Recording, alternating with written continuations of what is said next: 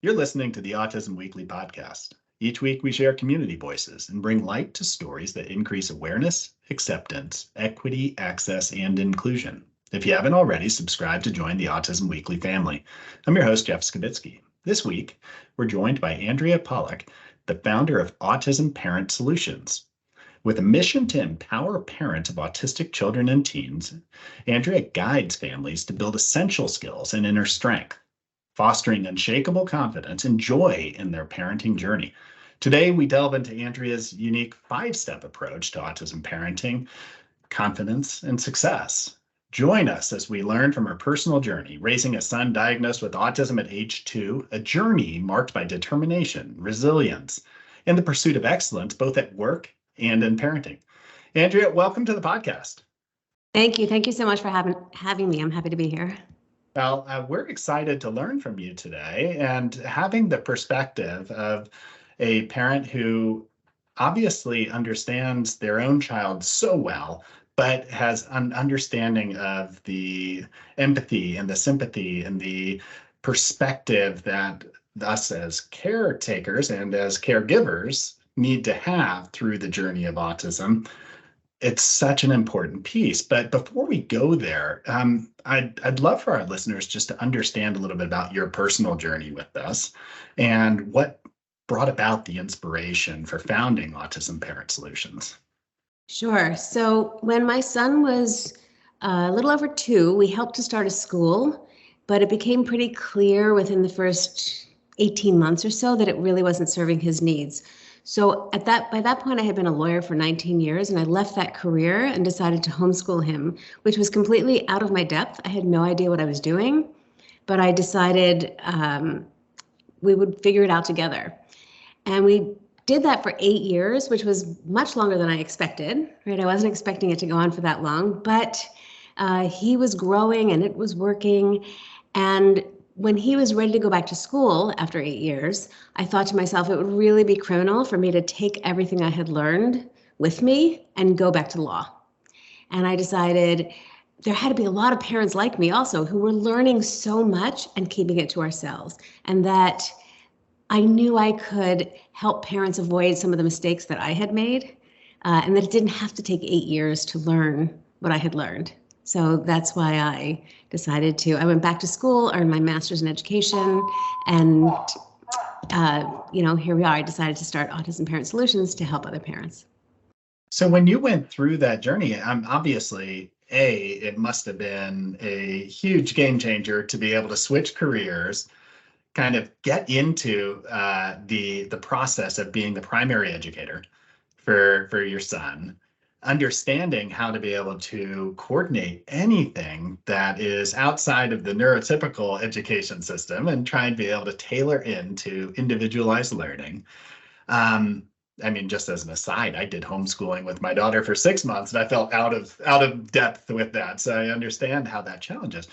But when you went through that entire experience, how did you feel like the community supported it? Did you feel like you were trying to coordinate, all parts of your child's life, helping to educate everybody around them, and that you were the center of that entire process?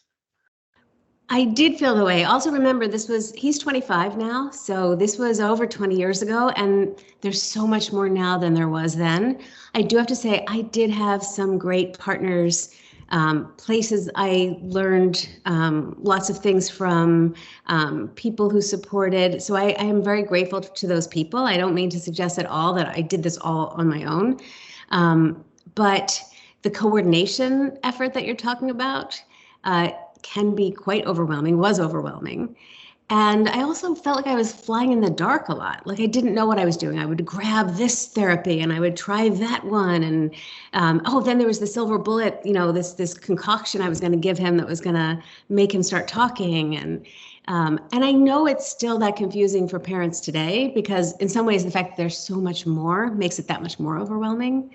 But yes, that process of trying to figure out what he needed and what the next best thing to do was very, very challenging. Well, one of the things that I think that might be important to talk about prior to going into all the strategies that are involved and even the self-care that's involved as a parent is there has been this overwhelming assumption that all the treatment decisions for a child are clinician led. Everything has to be done this way. You have to follow a particular paradigm.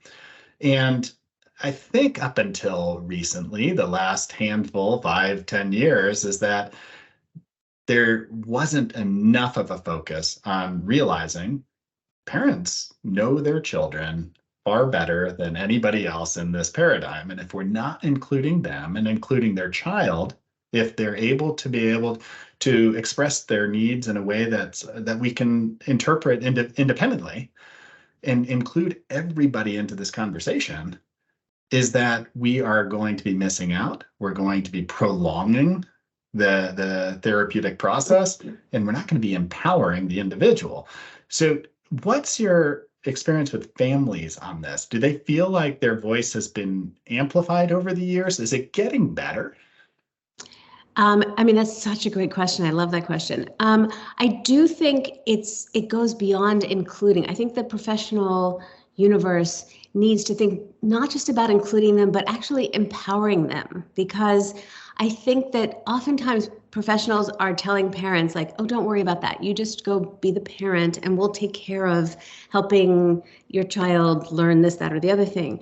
And I think parents sometimes really want somebody to take over that role and figure it out for them when there is nobody. I completely agree with you that there's nobody better than the parent themselves.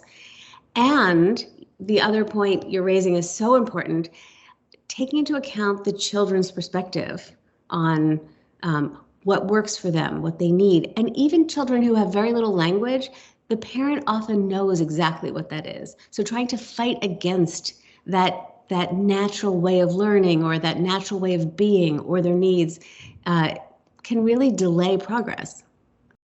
One of the things that when I was reading over some of the information about the work that you've done and even some of the testimonials is that parents often felt as if their lives were compartmentalized. So if they weren't involved in the treatment, if they weren't involved in the decision making, if there wasn't this entirety of a team approach, is that their child almost became siloed. They were learning skills that they could only do in specific places, and the skills didn't matter across their entirety of their life. And it wasn't fully enriching or empowering of the child through the process. Are there ways that we're looking at empowering the parents right now that are actually leading to better outcomes and reducing some of the challenges over time instead of just looking at, did I meet this developmental objective? That I got the skill, can't use it anywhere, but I got the skill. I mean, is there something on the outcome level that we're seeing? I do think it's so important for parents to think about that because it's so easy to get swept up in, are they reading at grade level? Are they able to do math at grade level? There's so many skills, as you're pointing out, that unless we can put them in a context that helps the child navigate the world, those skills aren't going to help. So really also understanding and appreciating that self-regulation skills are so critical to everything and that parents can really help their children grow those skills and have to. That's a job we have to take on because we're the ones who are with them most of the time when things are going awry, and we can help them. We can meet them where they are. We can set them up for success and help them grow those skills. So focusing on that, I think, is really important. And then just generally thinking about why do I want my child to know this? Like, why do I want my child to do math on grade level if they don't have any friends or if they can't sit at a table and enjoy a meal with the family? Like, should I prioritize teaching friendship skills, teaching social skills versus the next level of math? Does that make sense? It does. And I mean, you mentioned that your son is now 25.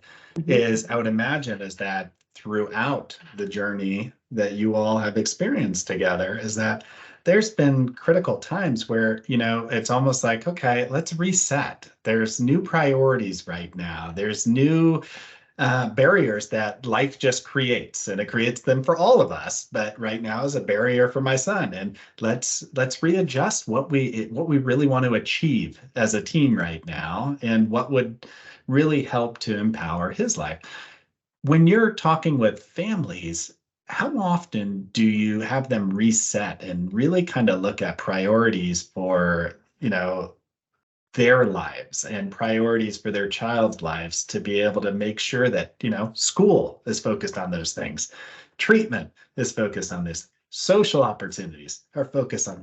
So this entire world that they're involved in, the community is focused on it, is that everybody has that as the priority to be able to help support your son through the process. How often is that kind of treatment planning, the idea of I'm centering a whole new priority system, does that occur regularly within kind of the parent cycle? It's definitely something we need to consider always, right?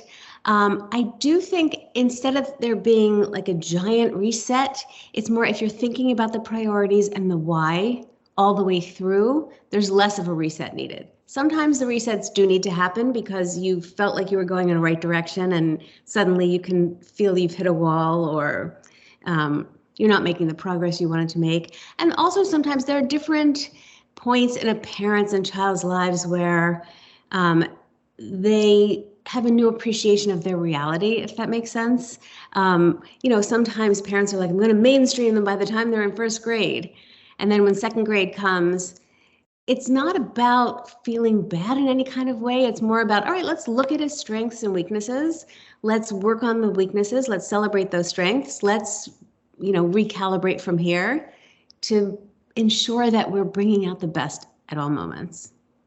No, and that makes a lot of sense. And I actually was talking to a variety of clinicians the other day about, as you go through that process, also figuring out what it is that particular child truly enjoys, what makes them happy, what is it that they're passionate about right now, because you can always work on some of those skills within the context of how's this making that child's perspective of their life better at every given moment, and immersing it that way. That's so critical also because it so much relates to self-esteem as well, right? The thing that you love, that you're good at, and you get to do that and show how much you love it and how good at it you are, that builds self-esteem. We can't ignore that. That's so critical to everything. No, I know that's all of us. So that's the funny thing, is that oftentimes I'm having these conversations with folks and it's like, this isn't just about neurodiversity. This is about all of us experiencing our lives and everything always being slightly different. And sometimes when we don't understand how to be able to see somebody's viewpoint or vantage point or perspective, is that we make assumptions that lead maybe down the wrong path. And it's taken that extra minute to understand it. But I'd love to get into your 5-step system. And I'm going to say is that this is an elaborate kind of process. It goes in depth, which is why this is not just a pamphlet being handed out. These are trainings that like families will go through. But can you give me an idea on the parent solution and what the 5-step system, what it's doing to transform some of these challenging behaviors and how we get there? Sure, absolutely. So the first thing we focused on is shifting a parent's perspective to prioritize support over discipline. And this is so important because so many times parents come to me and their children are having, challenging behavior or things they wish were going down differently. And they're treating it as a discipline issue. They're being guided to treat it as a discipline issue. And I help parents see that most often it's a skill-based issue, right? They're lacking the skills to make a better choice in the moment. And that's okay. We can meet them where they are and help them build the skills, right? Because discipline is never going to teach them the skills that they need. So it's going to keep happening. If we want to correct the problem long term and help the child grow through it and beyond the behavior, we need to focus on skill building. So that's first. With that particular, even just the thought of being able to do that's got to be overwhelming for some families. Is that even for me, I would imagine I would characterize myself as solutions based. which means I'm jumping to try and find an answer to a problem instead of the process of, how do we get there? What do we need to be able to do? So I have to slow myself down. What are some of the barriers that families might be running into, just even on that first kind of restructuring their thought process of, this isn't something the child's doing wrong that I need to stop and discipline. This is a process. Absolutely. I mean, parents are fighting against their own upbringing, their own conditioning, our cultural conditioning, the way we were taught in schools. So there's a lot, which is why it's a 12-week program, because it doesn't happen overnight. And what you're asking about really relates to another one of the steps, which is the support that you get to understand what's driving your own, as a parent, your own behavior. Why, if you believe that it's not a discipline issue, then why do you treat it like a discipline issue? There's a belief in there that needs to be addressed, and usually there's some like knee-jerk reaction that it's a discipline issue. So then we need to help you see how it could possibly just be a support issue, a need for support rather than a need for discipline. Does that make sense? It's a short answer. Yeah, it does. Very big question. But what might be helpful, just to be able to kind of paint the picture, is maybe even giving a scenario where like you've seen a family go through this process of, they're seeing their child do A, B, or C, and in their heads, they might know, I don't want to discipline, but they still are. And maybe inadvertently is that they're doing it. And, what the process of the awakening to, this is partially how I'm perceiving the events, and this is my emotional response leading to the decision make. Do you have a kind of a story that might be able to put that into context for us? Sure. I'll give you one that comes up all the time, which is getting ready for school. Okay. Parents often, their children don't do what parents believe they know how to do, right? A child knows how to dress themselves. So if they're not dressing themselves, then it's a discipline issue, right? But actually, they may know how to dress themselves on a Saturday when they have all the time in the world, or they may know how to dress themselves when they're not having allergies, which they are having today, right? Days are different, right? So if a parent treats it as a discipline issue, they yell at their children, right? They're stern. They use other tactics that we're taught to use as disciplinary tools, right? And that just further creates dysregulation in the child, right? The child's already not on task. There's a dysregulation problem. And then that increases the dysregulation by adding fuel to that fire, right?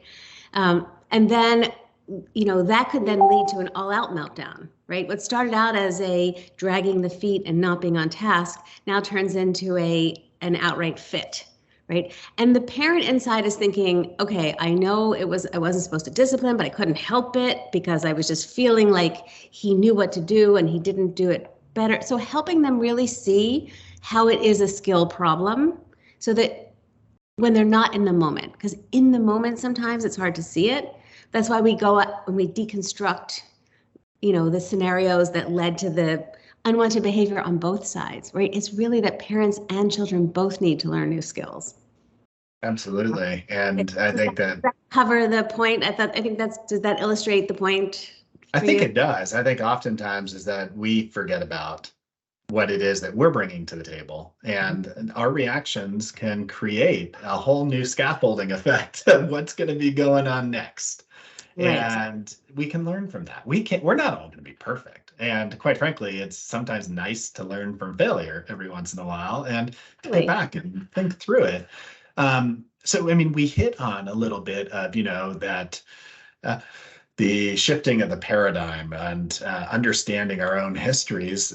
What are some of the other key components of the 5-step system? I know we won't be able to be thorough on them, but what does that look like?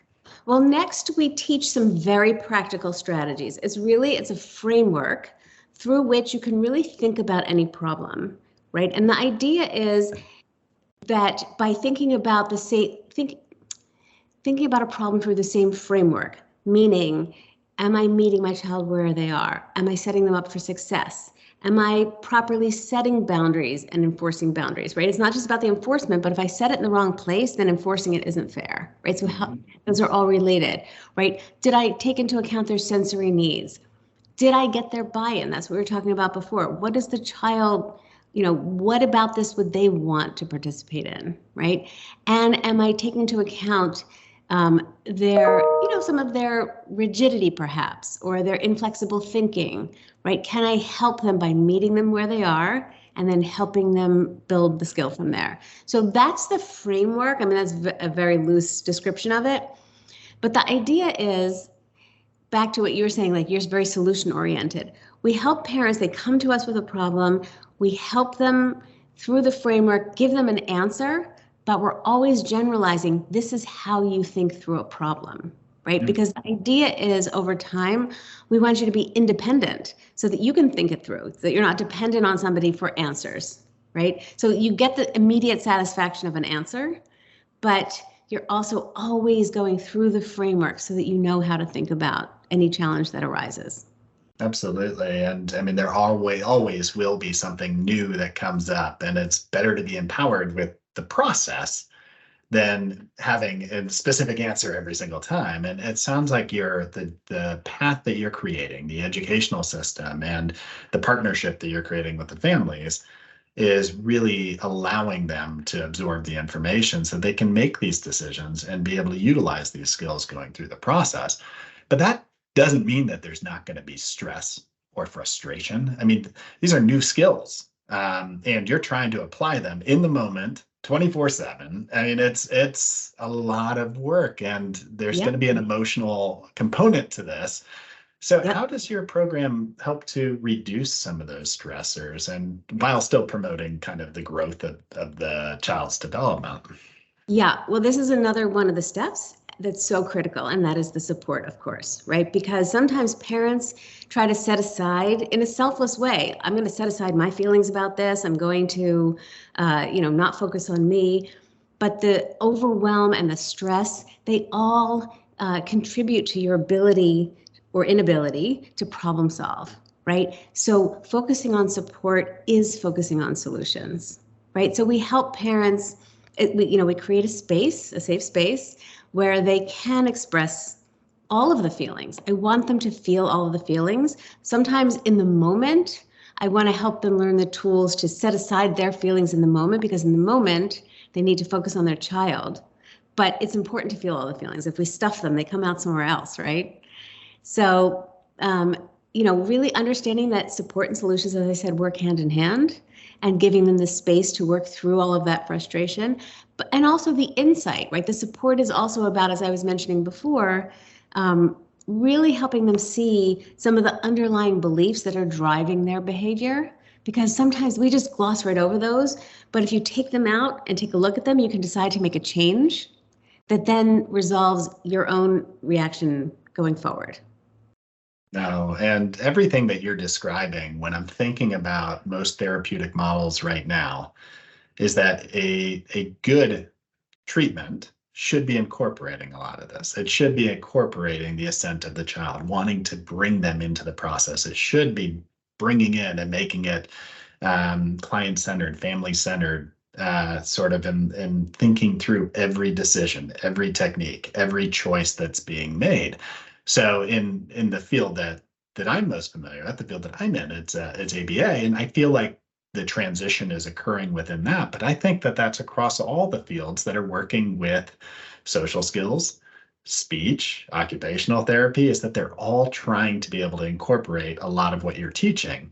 How does empowering the parent help just with that process of making sure that they can advocate for themselves while they're going through any other treatment, or with the schools, or even through some of the engagement with being able to create more community opportunity and understanding? Are families able to take what you're learning and make sure that it's spreading across their communities? I believe so, at least better than they would without these skills. So here's the bottom line, when you get the skills and the strategies with the support and the perspectives, you're working on your confidence, right? So coming at parenting from a place of confidence enables you to speak confidently, ask for what you need, tell people what they need to hear in the nicest way possible. Because it's actually when we feel insecure that we make snarky comments, or because we're feeling some sort of way, and then that causes us to be defensive. When you come from a place of confidence, it's much easier to tell the school what you think your child needs, to tell the therapist, to help family really understand your child and your circumstance, because you feel confident and solid in where you are and what you're doing. Mm-hmm. And I mean, that confidence comes from being able to implement, being able to see results, being a part of, feeling like you've got new skills that you can use on a regular basis. I've seen so many families come and that I've had the chance to be able to talk with that I feel like are deflated. I feel like have been put in this corner where they're seen as part of the problem, not part of the solution, and where they feel like their voice is one that has been so minimized and marginalized through the process that they don't even know where to start. And I would imagine some of the families who you work with are coming from that experience. So being able to take that first step and say, I'm going to do something like Autism Parent Solutions, and I'm going to start this 12-week course. Where's the motivation? Do you have a story that you can kind of a success story? Because there's got to be tons of them where a family has come in and what they've left with and what their experience. Have they shared these stories with you? Absolutely. And they share them with the other parents too, which is it's so uplifting, right? And it gives parents so much hope. I mean, there's so many. We've had kids who have, refused to go to school. And really, I mean, that's a really hard thing for a parent to deal with. And you can't make your kid do the work. And, we've had kids who are now happily attending school every day without an issue, like it was never a problem. I had one mom, I love this story so much. She has two young autistic children, and her daughter had a hard time leaving the house. She had so much sensory sensitivity that she really had a hard time taking her anywhere. And, we start we do small group meetings, and we start each meeting with a celebration. And she came on to celebrate one night, and she said, a year ago, my daughter could barely leave the house. And last week, my daughter participated in a ballet recital on stage with lights and an itchy costume and all these other children around, and she did it. And I mean, that just, even as I'm telling this story, I'm getting, chill bumps again. Just so many, really life-changing stories, and it starts with the parent, right? The parent believing that the change can happen. Right? Yeah. Lifting beyond their limiting beliefs about what it means to have a child with autism. And this is true regardless of how many skills your child does or doesn't have, right? We have parents of children who have very limited speech, and they make incredible progress. We have parents of children who are so smart, but have really, smart and capable and verbal, but they have challenges on the social side of things. And they gain the confidence to know that they can see their child as they are, help them build up the areas that are weak, and really be, central to that process. Mm-hmm. No, and being a part of it and being able to know that you have some ways to be able to contribute or to influence is empowering in itself. And I've had the chance to be able to see families who maybe didn't go out into the community, created this bubble around themselves and their child, where it's so restrictive that the chance to be able to contribute in the way that the child would want to never really comes about. And this sort of program that you're creating or that you've created, I would imagine has also enabled families to get the confidence to be able to go outside their comfort zone, be able to go do things in the community, whether it's the ballet, things like that, where it's like, I was so fearful to be able to allow my child to have this opportunity based off how child might respond or how the community would respond, that I never went that route. Do you see that confidence coming through? Absolutely. And it's really a combination of confidence and skill, right? Because the children do have very serious challenges sometimes, right? Sensory issues, as I mentioned with my own son or this young lady, an inability to interact in some ways. So it's the skill to help them grow from where they are to where you want them to be, in small steps. I mean, just like, you help parents, with an ABA background, how, to build it up in little steps. When you have an objective that is so far above what the child can do, you're going to have failure. So I teach them how to meet the child where they are, set them up for success by, helping them learn the next piece of the skill, how to identify what that is. So there is a skill element and a confidence element, because some of it, you're right, it's just, I'm going to have the confidence to try it, and then we'll see what works and what doesn't, and we'll work on it from there and using those skills. And are these skills, are they broad enough that they can be individualized to each of the families and each of the children? Because you're teaching almost like a concept formation rather than trying to teach this very direct thing. You're trying to, I don't know if it's more of a broader sort of skill set that you're empowering with somebody with, but how do you individualize that? How do you make sure that it affects everybody that's going through the program? Yeah, great question. So we meet twice weekly in a small group, as I mentioned, and that's where people can ask their very specific questions. And in the process of helping them think it through, we're giving them very specific answers to help them grow. We're helping them to identify the skills that need to be grown, helping them figure out what the next best step is and what to do about it, right? So we are individualizing it in that process. And it's amazing how many times, one parent asks a question and another says, can I ask a follow-up on that? Right? They had the same question, but didn't even know they had it yet, right? So there's that, there's the fact that a lot of it is applicable to many parents, but even if it doesn't have anything to do with your child, you're still learning the process of thinking through the problem solving. And sometimes it's easier to see a solution when it's not happening to you. So those opportunities to sit through the problem solving process for somebody else's problem is very, very effective. So yes, we individualize it in that way. I also do 3 one-on-one meetings with each family, so we have more opportunity to also individualize. And one of the other 5 steps that I hadn't gotten to yet is,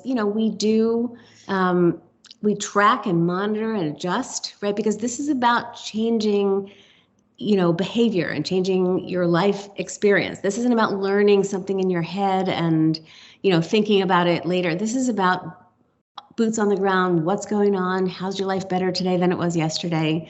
So that's a very important element of it too. And the parent education and the strengthening of parent skill set is such an important part of any treatment program.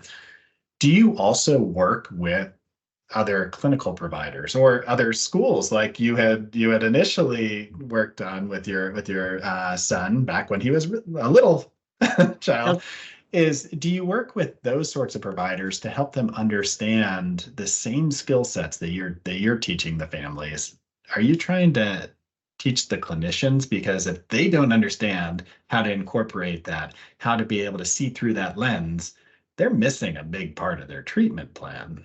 Yeah, I totally agree with you. I have worked with professionals. It's not a central part of what I'm doing, only because of bandwidth right now. But I totally agree with you. That's a big goal down the road, because it is so helpful when everybody understands those general principles. Now, that being said, I mean, that might be one thing that's down the road, but I mean, what future changes or advancements do you anticipate for Autism Parent Solutions, particularly in supporting parents and families? I mean, how is it that you're going to be able to grow or reach more people or be able to help to create more of this network that's going on? Well, down the road, what I would love to do is to really help my graduates help other parents, right? Because they're so steeped in it that it becomes part of how they parent, right? And they know the framework and they know how to think about things and they come from that place of confidence. And really enabling them to support other parents is something down the road that I would love to figure out how to really scale that way. I love the idea of a peer-to-peer network. It creates some normalcy to what I'm going through. This isn't completely unique. It's others have felt these same feelings at times. So, and I guess one other thing that I want to make sure that our listeners walk away with is just understanding what resources you'd provide. Obviously, is that a course like the Autism Parent Solutions would be a wonderful resource. What other things do you suggest they turn to be able to start the path to being able to really enhance their own skill sets? I do think, acquiring some of the, learning some of the strategies, some of the, the basic foundational strategies and using them over and over so they become part of what you do, but then not neglecting the support piece, right? Sometimes parents, like an example, they know they shouldn't yell at their children, and yet they yell at their children. Like, that's okay, right? There's nothing wrong with you. We all do that. But if you want to do it differently next time, it's not just about willpower. It's not just, oh, I forgot. It's what's driving that behavior. So getting some support in understanding, why am I doing that? What belief would I need to change in order to look at that behavior as needing support rather than discipline, I think is such a strong place to start. And I do recommend that folks reach out directly to Autism Parent Solutions. And I'd love to be able to give them the ways to be able to reach you directly. Would it be through the website? Would it be through Facebook? I don't know which vehicles you Sure. prefer. Yeah. Well, you can definitely go to the website, autismparentsolutions.com, and there's a free webinar on there that you can listen to hear more about the philosophy. If after listening today, you're like, yes, I want parent coaching, this is for me, or I think I do, you can go directly to my calendar and book a call with me, which is autismparentsolutions.com/apply. If you think that parent coaching is right for you and it's something you want to explore. Those are the best ways. I do have a Facebook group as well. I can give you the link for that rather than spell it all out. It's pretty long. You could feel free to join the Facebook group, and we have some inspiring material in there. Parents tell stories, parents ask questions. It's a nice place to hang out. Well, Andrea, we appreciate your willingness to come in and share your story and also share your knowledge on how to be able to really give back to the families that could benefit from, but then also deserve the support of the community around them. So thank you for coming on the show today. Thank you so much for having me. I've loved being here with you. Thank you for listening to Autism Weekly. We hope you tune back in next week to learn more about autism in the real world. Autism Weekly is now found on all the major listening apps, including Apple Podcasts, Google Podcasts, Stitcher, Spotify, Amazon Music, and more. Subscribe to be notified when we post a new podcast. Autism Weekly is produced by ABS Kids. ABS Kids is proud to provide diagnostic assessments and ABA therapy to children with developmental delays like autism spectrum disorder. You can learn more about ABS Kids and the Autism Weekly podcast by visiting abskids.com. Thanks for tuning in. See you again next week.